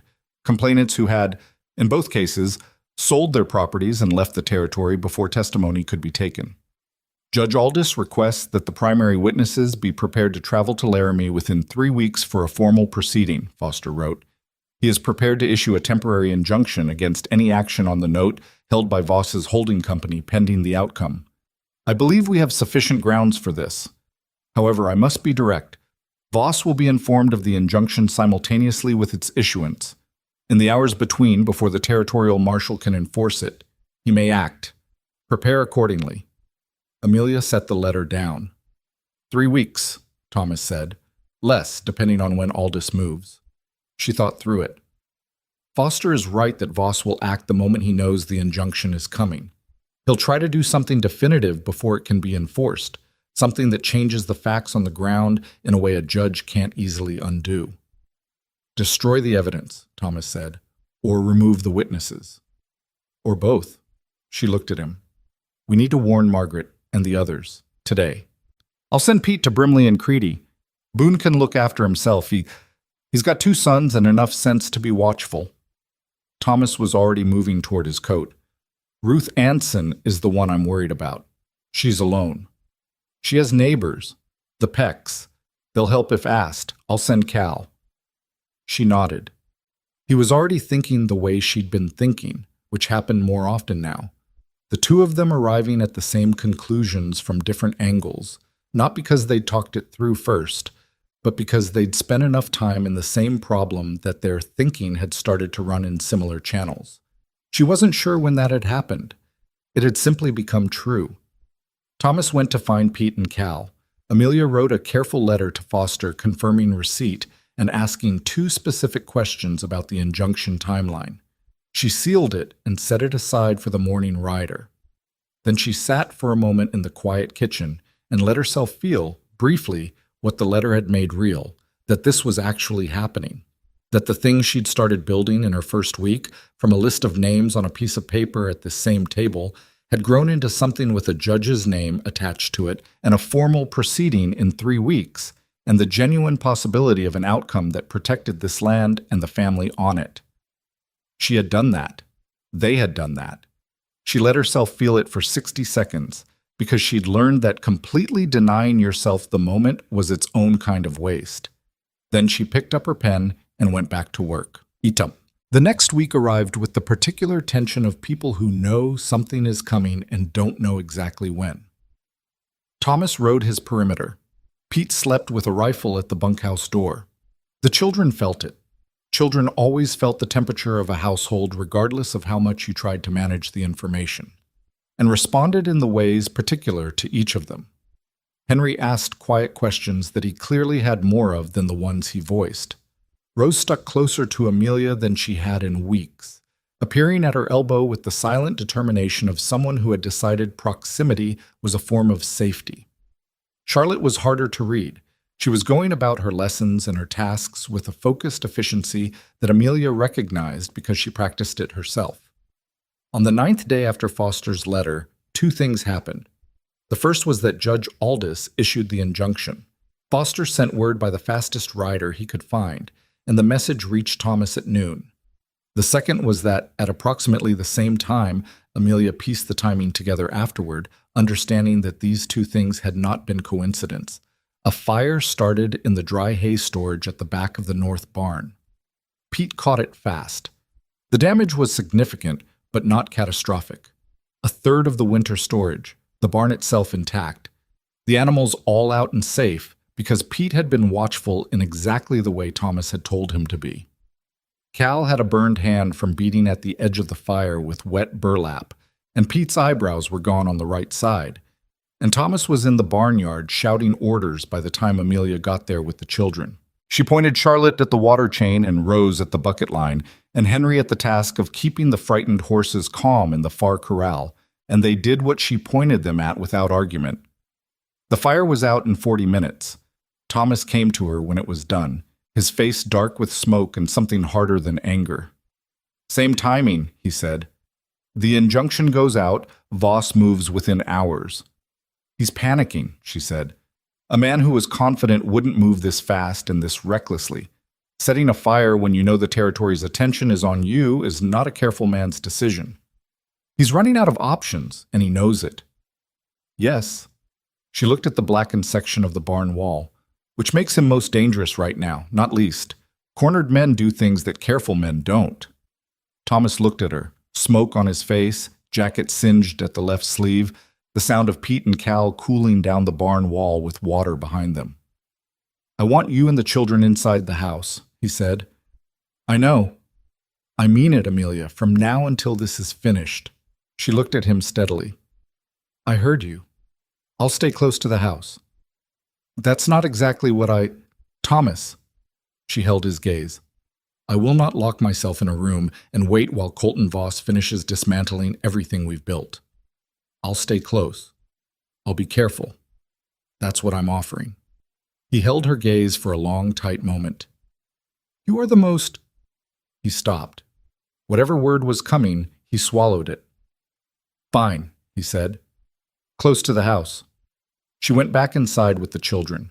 She made them wash and sit, and she put food in front of them and didn't talk about the fire. Rose ate everything on her plate, which was Rose's way of managing fear. Henry asked if the horses were all right, and she told him yes, and he settled. Charlotte ate half her food and then pushed the plate aside and said, What happens now?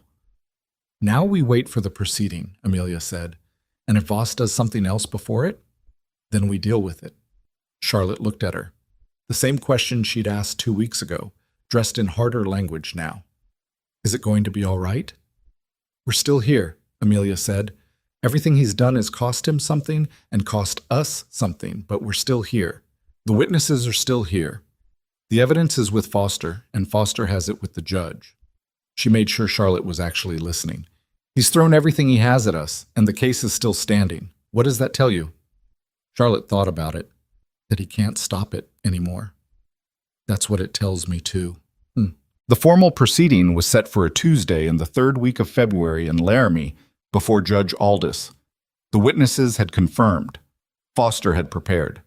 The territorial marshal would be present, which meant that whatever Voss tried in the room, he'd be trying it in front of the law rather than around it.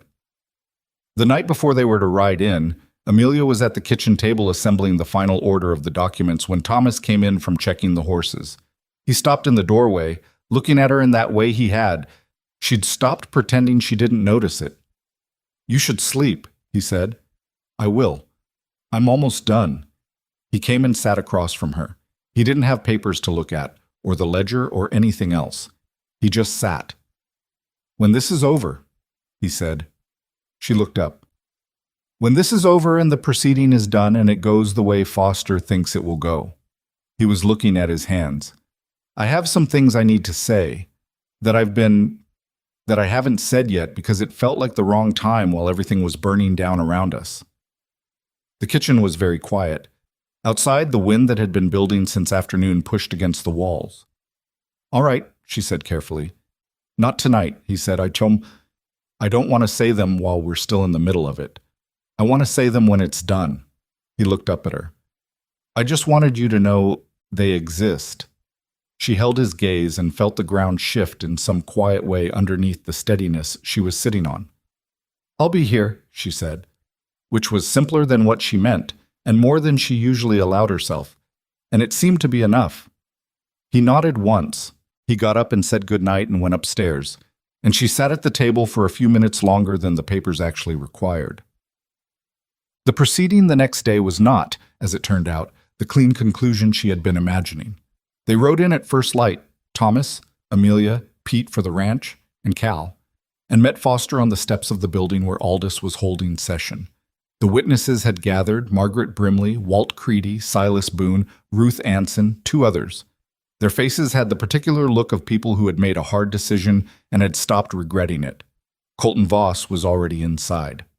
Amelia saw him for the first time from across the room. A big man in his 60s, still broad through the chest, with white hair and the weathered face of someone who had spent a working life outdoors. She had imagined him, and he was different from what she'd imagined in a way she couldn't entirely articulate. He looked, above all else, tired. Not the tiredness of the previous night, but something deeper and older, a tiredness that had been living in his face for years. He looked at Thomas when they came in. A long look, complicated and dark. Thomas looked back. Foster was thorough and methodical and presented the case in exactly the order Amelia had organized the documents, which she considered a professional courtesy she appreciated. The pattern was clear and damning. The acquisitions, the methods, the timing, the way misfortune and pressure had followed every property Voss had targeted with a regularity that chance couldn't account for. Then came the testimony. Margaret Brimley spoke first. Her voice was steady and her account was specific. Dates, conversations, the sequence of events that had led to Gerald Brimley's decision to sell. She was, as Amelia had known she would be, devastating. Ruth Anson was quieter and more so.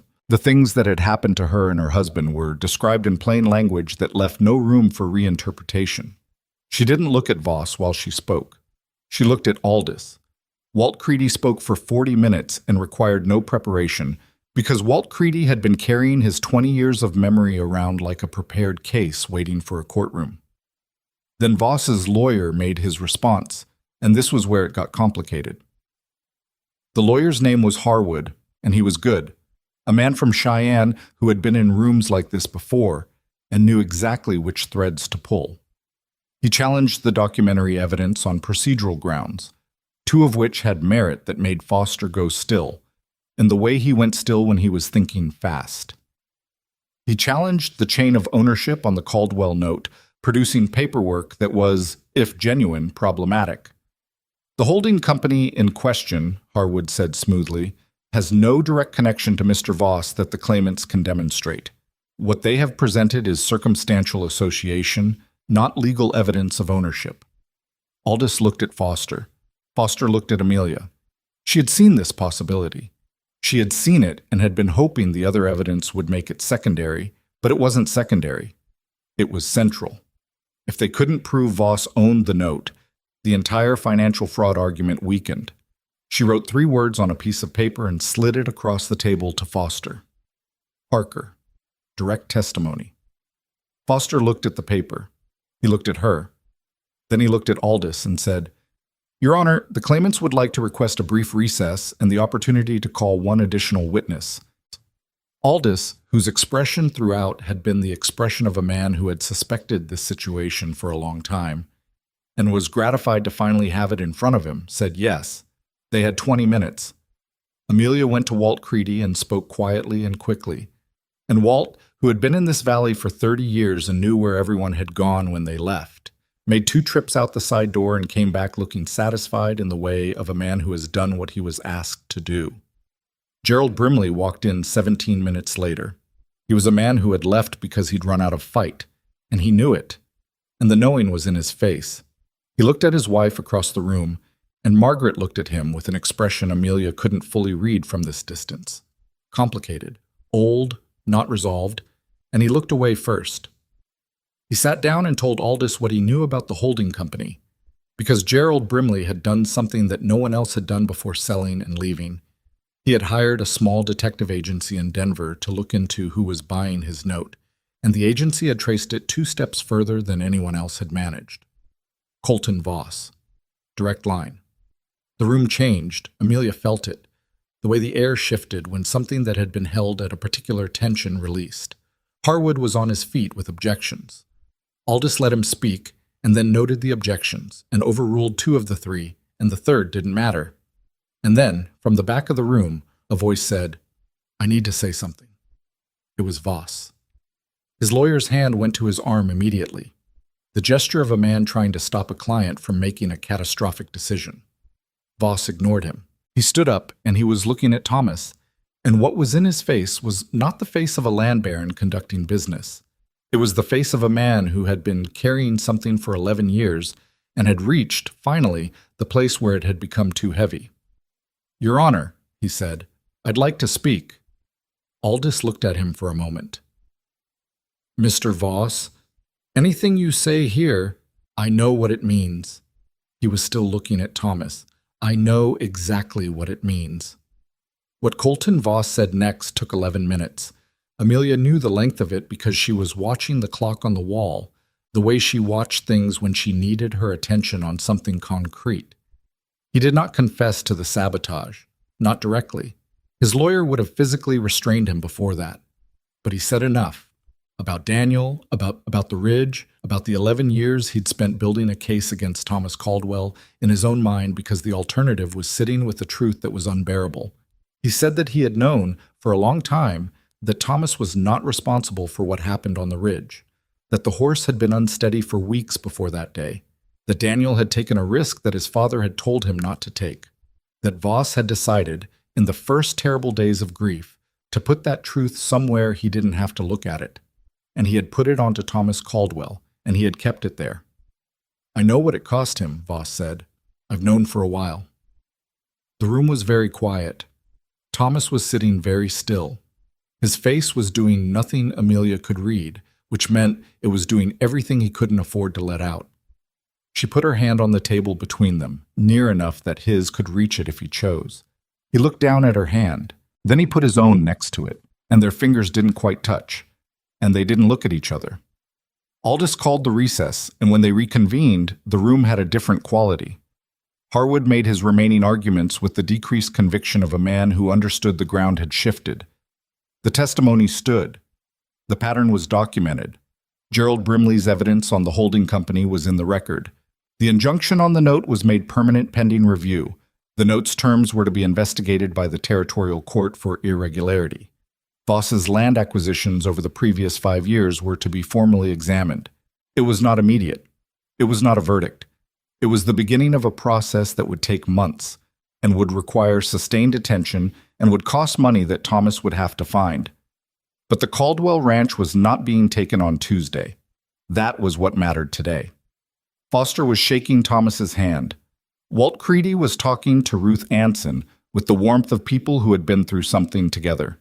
Margaret Brimley was standing near the door, not quite looking at Gerald, who was standing near the window, not quite looking at her. Amelia stood in the middle of the room and let the noise and movement happen around her, and felt distantly the exhaustion that had been waiting behind everything for weeks. Thomas found her after a few minutes. "You all right?" he said. "Tired," she said. "Honestly, because it was him. Very tired. We should get back to the children." "Yes." They walked out into the cold afternoon together, and neither of them said anything about what Voss had said in the room, or what it meant, or the 11 years of damage a man could do by refusing to look at what he'd done. Some things needed more space than a courthouse doorstep. But Thomas held the wagon door open for her when they reached it, and when she climbed up and he came around to the other side, he sat close enough that their arms touched along the length of the ride home. She did not move away. Neither did he. The horses knew the road well enough by now that it needed almost no direction, and the late afternoon light was coming off the snow in the particular gold way it did in February when the sky was clear, and the mountains stood in the distance the way they always stood, enormous and indifferent, and if you were tired and relieved and sitting next to someone whose warmth you had stopped pretending not to notice, almost beautiful. Pete rode ahead of them, and Cal rode behind, and nobody talked much, and the ranch appeared at the end of the Cottonwood Drive the same way it had appeared the first time she'd seen it, a dark shape against white. Smoke from 2 chimneys, yellow light in the windows. Home, she had thought then, without knowing why. She thought it again now, with considerably better reasons. The children were still awake when they got home. This was not a surprise. Charlotte had made sure of it, which Amelia understood the moment she walked through the door and found all 3 of them at the kitchen table with the remains of a supper Charlotte had made and the specific alertness of people who had been waiting too long and refused to pretend otherwise. Rose was off the bench and across the room before Amelia had her coat half off, small arms going around her waist with a force that said everything the 7-year-old didn't have words for. Amelia held her and looked over her head at Charlotte, who was standing by the table with her arms crossed and her face doing the careful nothing that meant she was feeling a great deal. "Well," Charlotte said. "The ranch is ours," Thomas said from behind Amelia. The court stopped the note. Henry let out a breath that sounded like it had been held since morning. Charlotte uncrossed her arms. The nothing on her face dissolved into something younger and less controlled, and she turned quickly toward the stove on the pretext of checking something that didn't need checking, and her shoulders did a single small thing that Amelia chose not to comment on. "I made stew," Charlotte said to the stove. "It smells good," Amelia said. "Give us 10 minutes to wash." They ate late, and the stew was better than competent. Charlotte had been paying more attention in the kitchen than she'd let on, and the conversation at the table was the loose, relieved kind that came after sustained tension released. People talking about small things because the large things were too large to go directly at. Henry wanted to know exactly what a territorial injunction was and how it worked.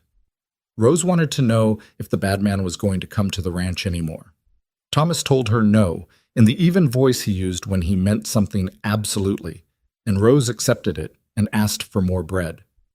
Amelia sat at the table in the chair that had been Ellen Caldwell's and ate her stew and listened to the family around her and felt something she didn't immediately name.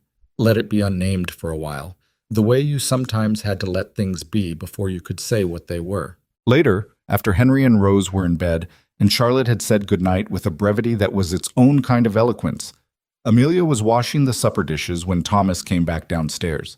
He stood in the kitchen doorway for a moment. She heard him but didn't turn around. "You said there were things you needed to say," she said. "When it was over." "Yes, it's over." She heard him come into the kitchen. He stopped a few feet behind her, and she set down the dish she was holding and turned around, because this was not a conversation for facing a wall. He looked the way he sometimes did in the moments when he'd stopped managing his expression, older than his years and younger than his face, both at once. The smoke from the fire 2 weeks ago had left a faint mark along his left jaw that the subsequent days hadn't entirely erased. His shoulder was holding. His hands were at his sides. "I told you in December that I couldn't honor our agreement," he said. "I told you that in the front room on the day you arrived, and I said it like it was a simple accounting problem, like I was correcting an error in the ledger." He held her gaze. "It wasn't. It was a person who had traveled 23 days across the country, and I stood in front of her and took apart the future she'd come here for. You've already apologized for that." "I know. I'm not apologizing again. I'm trying to say something different." He looked at his hands for a moment, then back at her. "I want to ask you something, not as a correction for what I did in December, not because of what you've done for this family, though it's more than I could have asked for or deserved. I want to ask you because of who you are and because I'd like you to stay. Not through spring, not as a teacher or an arrangement or anything with a term attached to it." The kitchen was very quiet. "Thomas, let me finish," he said. "I practiced this, and I'll lose the thread if you talk." She pressed her lips together, waited. "You came here and my children are different," he said. "Henry breathes easier, and Charlotte laughs, and Rose stopped waking up crying, and those things matter more than I can say. But that's not why I'm asking." He stopped. Started again, less rehearsed. "You sat across from me at this table and helped me think through the worst problem I've had in years. And you did it like a partner, like someone who had decided this was her problem too without anyone asking her to. And you went into town alone and talked to people and built something that saved this ranch. And you got ambushed on a road and came home and told me about it like it was a tactical update." Something moved in his face. Not the controlled version of him, but the real one underneath it. "You scared me half to death and you kept going, and I've never met a person like you." She was not going to cry. She had not cried in front of another adult in 4 years, and she was not starting now. "You asked me once why I helped Henry when I didn't have to," she said. "I gave you a partial answer. The full answer is that I had already decided this was my family. I didn't plan to. It happened the way things happen when you stop being careful about them." She looked at him steadily. "I want to stay. I want what you're asking." Something crossed his face that she hadn't seen before, uncomplicated and clear, relief and something warmer than relief, in a man who kept most of his interior weather behind walls. "Then stay," he said, simply the way he said things when he meant them most. "I'm going to argue with you," she said, "regularly. I'm direct and I don't soften things, and there are going to be times when it's inconvenient. I know that. I'm also going to be right more often than is comfortable for you." The corner of his mouth moved. "I'm aware.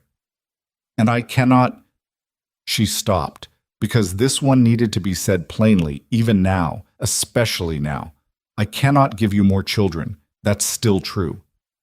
"I know what's true," he said. "I've known it for a while, and I know what I'm asking." He held her gaze.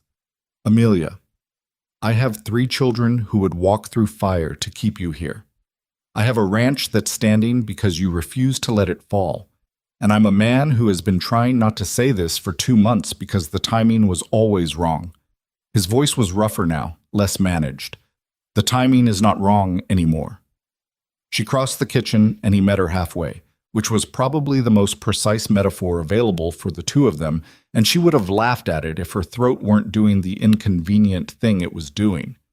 His good hand came up to her face, rough palm, careful touch. And she put her hand over his, and they stood in the kitchen in the firelight for a moment. That was not romantic in any performed sense. That was instead entirely real. Two people in a ranch kitchen at the end of a hard winter, finding their way to something that had been building since a woman stepped off a platform in Laramie with $8.40 and a tin of dried lavender and refused to let a broken promise define what her life was going to be. He kissed her forehead first, which surprised her. Then she looked up at him, and he looked down at her. And it was not a storybook moment. It was better than that, and more ordinary, and more true.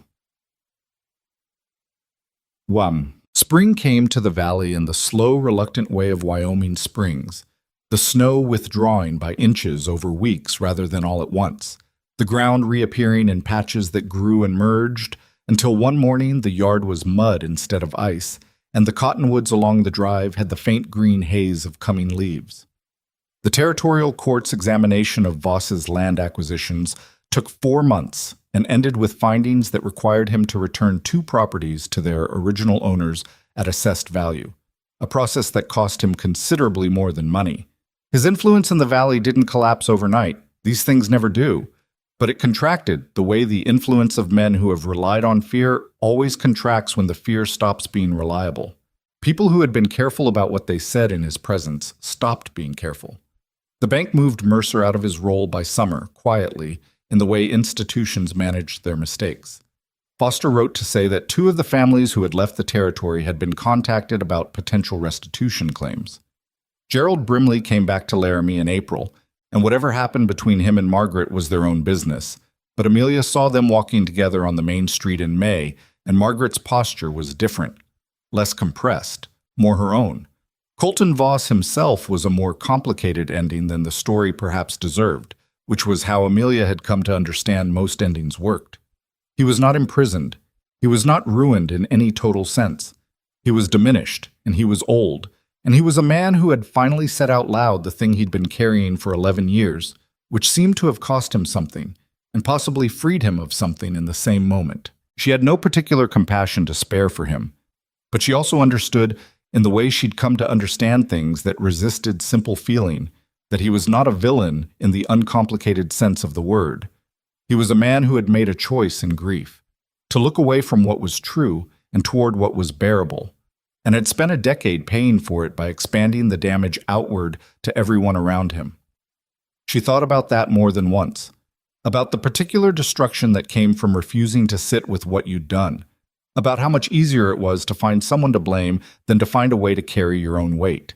She didn't say this to Thomas, but she thought he understood it, in the particular way Thomas understood things that were difficult, not by talking about them, but by the quality of his silence when they passed close. Thomas proposed properly in April.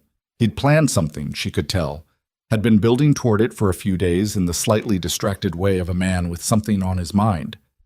But what happened was not what he'd planned.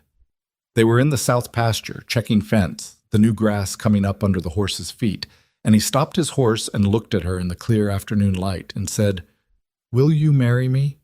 without the rehearsed version of it, without whatever he'd been planning to say. Just that. She said yes. She said it the same way he'd asked, simply, without decoration, the way things should be said when they are entirely meant. Charlotte's reaction was the one she'd been most uncertain about, and Charlotte surprised her. She came to Amelia's room that evening and sat on the edge of the narrow bed that had held Amelia through all the hard nights of winter, and said with the 15-year-old's particular combination of directness and difficulty, "I don't want you to replace her."